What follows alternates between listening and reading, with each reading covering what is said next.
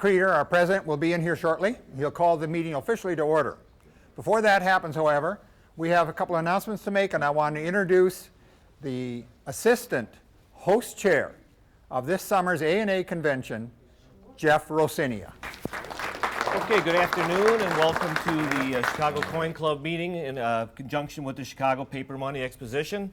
I'm Jeff Rosinia, assistant chairman of the 2014 A&A World's Fair of Money, to be held in August across the street at the Rosemont Convention Center. This year's Coin Club, the Chicago Coin Club is proud to be the host club for this year's national convention. It's August 6th through 9th. It's at the Rosemont Convention Center. Again, it's right across the street, so if you could make it to this show, you can make it across the street. We're busy planning this year's event, which will be one of the largest coin and currency shows of the year, with hundreds of tables and numerous mints and educational programs. I guess I'm preaching to the choir, so you guys all know that it's a great show and it's really one of the biggest shows of the year, and it'd be a shame for anyone here to miss it. A couple of quick things.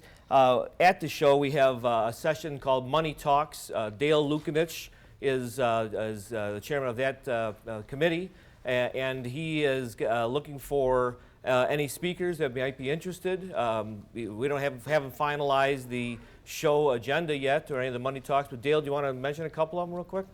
Q. David Barrows will be one of our speakers. We have several people that are committed to come, but there's always room for more. So if anyone that's interested in giving a presentation, please see me or stop by the Chicago Coin Club table, and we can get an application in, because they all go through the A&A. But we are always looking for good speakers. Thank you. All right, thanks, Dale. For the third time now, I am in charge of recruiting volunteers to work at the show. And those yellow sheets back here, hold one up, Sharon, and he's got them here, are the forms for it.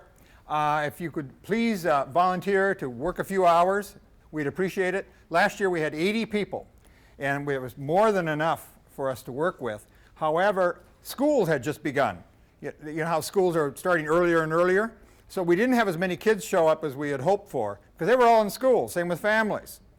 But now, with the convention being those early dates in August, that first week in August, we anticipate many more families traveling to the convention from out of town, and families coming into the convention from in town. And so we're expecting that we're going to need those 80 volunteers we had last year and more. So we'd appreciate any help you can give us on that. These forms are around, floating around. Those of you who were past volunteers will probably get an email from me saying, hey, if all your information is still the same, just let me know, and I'll just keep adding you to the list, and the schedule will come out as we get close. Don't worry about the schedule right now. It's too early to say, well, I don't know what days I'm coming, I don't know, I want to attend this program, I want to attend that program. We'll iron that out as we get close. Just right now, get me your name and your address and your cell phone, your email, and your golf shirt size. If you guys remember, the last time, 2 times we've done it, we've had these Easter egg colored, those neon colored golf shirts. Remember seeing them? And the volunteers stood out on the floor. And conventioneers liked that. They liked being able to see that many volunteers out there working. It was a big plus for the show. Any questions on that point? All right. Our president, Mr. Elliot Creeder. Welcome all. Thank you for coming.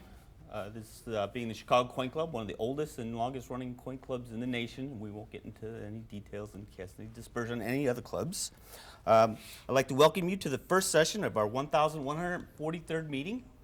I'd like to, since we got that business out of the way, I'd like to get a motion to have an abbreviated session. Second? All in favor? Aye. With that, I'll turn the floor over to my first vice president, Rich Lippman, who will introduce today's featured speaker.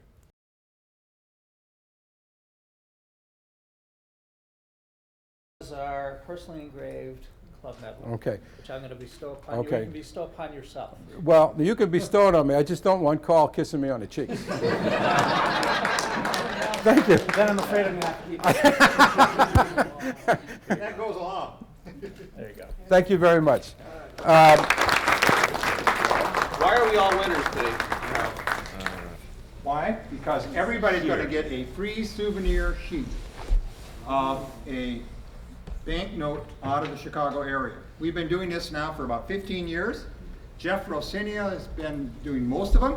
He did the publishing on this one, but he did not do the writing on this one. And we're going to have the person who did the writing on it stand up and briefly tell you about this note. Dale Lukanich, would you please come up here? I didn't know how to come up. Sure.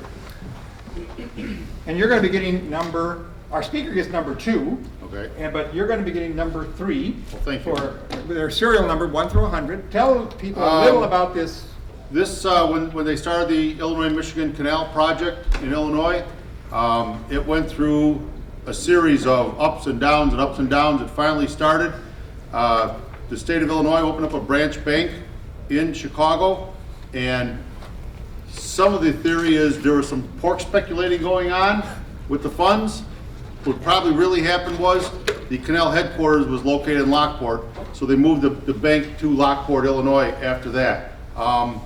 The construction headquarters is now a museum. If you're from the area, you could go down to Lockport, Illinois, and the building is there. Lewis University has a room probably half this size dedicated to the Illinois-Michigan Canal. It's basically the first superhighway in this state. It connected the Great Lakes to the Mississippi River through the Illinois waterway, and basically made Chicago what it was. The population of Chicago, I believe it's written on here, was like 1,200 in 1836, and by 1844 was 40,000. So it just ballooned up. So these notes are not extremely rare, but to put a set together is kind of neat. There's some great history. And if you did get these notes, this is one of the few government projects that actually made money. You had to wait a while to get your money, but it made money and paid itself off. So thank you very much. Anyway, we've been doing this for 15 years. We've sold out of some of the issues, but we sell them for $5 a piece. If, however, we have 13, I know, left, some in inventory, if you come down and buy one of all of the 13, those of you who don't have it, it should be what? $65? 80? Yeah, $65, right? Right. We'll buy them all, $40. $40 will take it home. All right? That's a bargain at twice the price. I know it. Okay. Stop down to the table, okay? And take a look. Most of them are now in color. They've been in color the last 12 years or so, okay? But some of the early ones were black and white. So stop down. This money's not going into any of our pockets. It's going into the club coffers. And the club turns around and we roll it into another project just like this. I don't think there's any club out there besides the Chicago Coin Club who's put out so many souvenir, educational, numismatic sheets in the Chicago Coin Club. I suspect we've put out more than ever. We did, Bob Leonard did 25, count them, 25 issues of souvenir cards on primitive money. All right? 25. There were 15 of these at least, and now we're already talking of another one coming up. And we were discussing it at the table today. I'm sure it's going to be coming before the board soon and then going before the membership, and we'll be doing something else coming up. Not sure what. Don't hold me to it. But I know it's being discussed. Thank you.